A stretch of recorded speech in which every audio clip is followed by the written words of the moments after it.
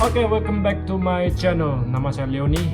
Hari ini saya akan cerita tentang sejarah hidup saya yang saya pernah alami 4 tahun yang lalu.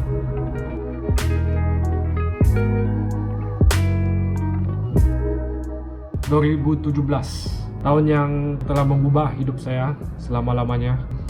Pada masa bulan Ogos, apa yang berlaku pada masa itu adalah saya telah menghidapi pulmonary edema, yaitu paru-paru bair. Dokter bilang memang suspek disebabkan oleh TB lah. Ya bermula dengan demam yang sangat teruk, sakit kepala, memang like 10 times worst of the fever lah. So macam biasa, saya minum banyak air, makan obat, tapi masalahnya demam tu datang balik. Okay, datang balik on and off. Makan obat, demam hilang. Okay, dalam 20 minit tu demam balik lah. So pada masa itu aku memang suspek either demam denggi ataupun malaria. So saya tengok doktor pun, pergi klinik pun mau 2-3 kali lah. So hari kelima itu saya punya nafas tu macam sesak lah. Dia bukan sesak, dia macam short breath lah, yang nafas saya jadi pendek sudah. Saya tak boleh tarik nafas yang dalam. Biasanya kita boleh tarik nafas kan yang gitu kan, tapi saya punya nafas tu masa tu short breath lah, macam pendek sudah nafasnya. So saya balik, pergi tengok doktor balik. Doktor cakap mau kena x-ray saya punya paru-paru lah. So after that, result keluar yang x-ray tu, saya punya paru-paru kanan 80% memang putih habis lah. First doktor cakap memang saya punya paru-paru berair. Okay, paru-paru berair. Dia suruh saya terus pergi Queen 1, masuk emergency terus. My experience di hospital memang is not pleasant, tidak syok dan kira sengsara jugalah. Okay, mereka bukan terus admit saya masuk ward, saya di emergency. Okay, di emergency room, sebab kau masuk hospital tu mereka akan diagnose kau semua tu di emergency, baru mereka atur kau masuk ward. Okay, time tu saya masuk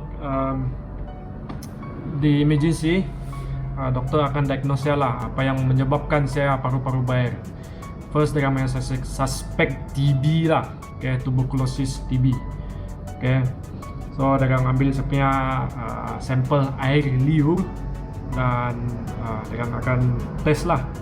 Okay, result come out, memang saya tiada TB lah.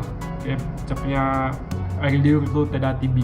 So doktor cakap saya jangkit orang lain TB memang tiada lah, sebab saya air liur memang negatif TB.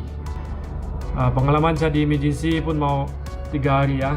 Mereka bukan admit saya masuk ward terus, sebab pada masa itu, okay, sebelum zaman COVID lagi ya, bilik ward memang tidak kosong. Okay, kau bayangkan lah, sekarang zaman COVID sudah, zaman pandemik gitu. So saya terpaksa stuck di emergency room selama 3 hari. Okay, tempat emergency itu saya cakap betul lah, tempat itu memang bukan untuk pesakit beristirahat lah. Okay, tempat itu adalah untuk kecemasan. Okay, kecemasan untuk dokter merawat kau. Okay, pengalaman saya di emergency memang sengsara juga, sebab first dia punya aircon sana memang sejuk, surrounding dia memang sangat sejuk. Kedua, di emergency room memang bising. Sebab kenapa? Dokter keluar masuk dengan ada pintu tu kan. Pintu tu memang bising. Kedua, ada ambulans masuk, ada ambulans jalan, dia ada siren yang di dalam emergency room tu. Bayangkan ada ambulans masuk, bunyi siren, yang lagi. Okay, memang sengsara lah, memang bising lah. So dalam 3 hari itu saya memang tidak tahan sudah. Ada request saya punya parents untuk pindah saya pergi hospital swasta lah. Memang ada kontak hospital swasta sudah, tapi nasib juga lah. Dalam hari ketiga sebelum saya kena pindah pergi hospital swasta, ngam-ngam dengan cakap ada bilik kosong sudah di ward. Baru saya pindah pergi atas masuk ward. Okay, nasib juga lah tidak pindah pergi swasta. Kalau pindah pergi swasta memang habis duit, kena buang duit. Okay, hospital swasta bukan murah tau. So gitulah, pindah pergi ward lah, tingkat berapa, so macam tingkat 3 kah. Okay, pindah pergi tingkat 3 hospital ward. Okay, sana baru start experience lah my first time in my life. Dalam seumur hidup saya masuk hospital, saya tinggal dalam ward lah. Di ward sana mau dekat 2 minggu lebih lah. First thing saya experience adalah cucuk granula tuh yang ambil masuk cucuk jarum di sini tuh untuk masuk tuh glukos gantung air.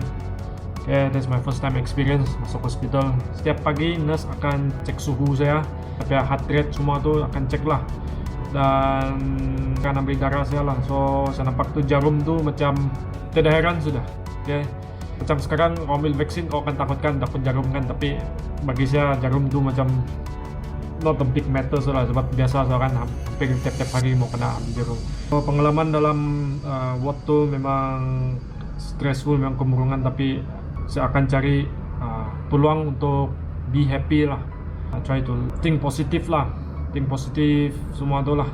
Okay, dalam hari ketiga keempat barulah doktor masuk untuk operate paru-paru saya lah. Doktor cakap akan masukkan hose sepanjang 15 cm lah. So dalam 7-8 cm tu memang dalam paru-paru saya lah. Time tu saya memang nervous lah, okay? Memang takut, nervous, macam-macam ada lah saya fikiran time tu. Okay, first doktor suruh saya melantar lah untuk kasih tunjuk dari belakang. Pas sini kan dia kasih masuk hose di sini. Dia kasih bius dulu. Pas sudah kasih bius, dia kasih potong saya punya belakang sini supaya dia kasih cucuk masuk tuh hose. Oke, hose 15 cm. Ada separuh macam 7 cm lebih, memang dia kasih masuk dalam paru-paru lah, ada tembus masuk sampai dalam paru-paru saya, ada tembus kasih masuk. Depan memang tidak dapat kasih masuk sebab banyak tulang rusuk sini, tak dapat masuk, so terpaksa masuk dari belakang.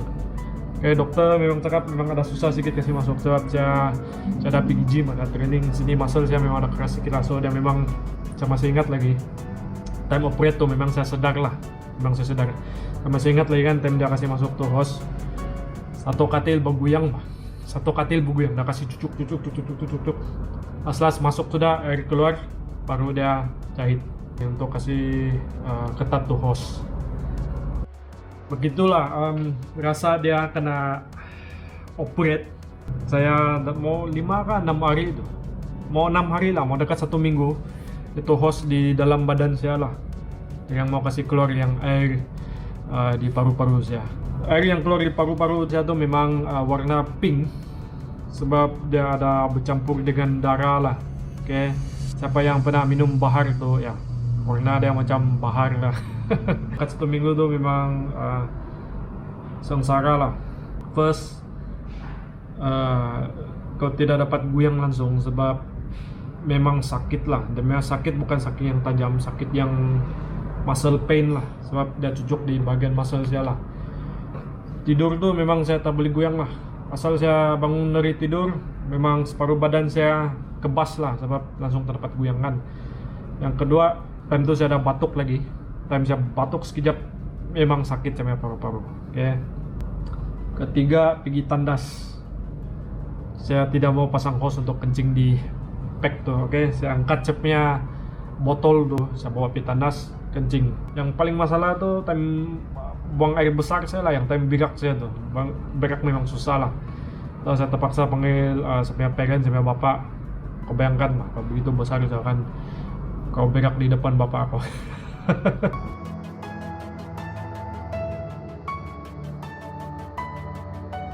Good news lah, pada masa itu saya punya nafas ada oke sedikit sudah, tidak ada short breath sudah. Yang kedua saya punya itu demam ada, memang ada kurang sudah lah.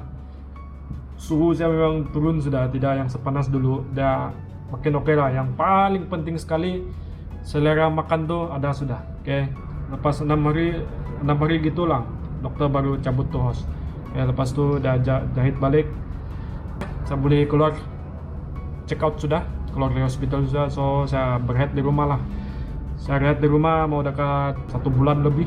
Asas dokter memang akan prescribe saya obat TB ya, sebab dia memang suspek saya kena TB, jangkitan TB. Oke, tapi TB yang bukan berjangkit sebab saya punya air liur tuh memang negatif, tapi dia cek air yang keluar dari paru-paru saya tuh memang ada positif TB lah. Last syukur juga lah saya dapat baik pulih dengan sepenuhnya. Nah, sekarang saya masih sihat lagi. Pengalaman yang hampir mati ini telah banyak mengubah hidup saya lah. Saya rasa lebih menghargai apa yang saya ada sekarang, menghargai orang yang di sekeliling saya, terutama saya punya keluarga dan saya punya kawan-kawan. In other words, memang saya keluar hospital terus macam orang alim sudah. Oi, pandai baca Bible, pandai sembayang semua ada. Oi, saya rasa macam mau dekat mati sudah, Pak. Okay. Alright. Semoga video ini boleh bawa manfaat kepada semua orang lah. Okay. Itu jaga kesehatan, okay, terutama sekarang musim pandemik. Okay, jaga kamu punya SOP, jaga jarak, pakai mask, dan jaga kebersihan. Kalau suka video saya boleh consider subscribe, share, and like. Okay, stay healthy. Thanks for watching. See you next video. Bye.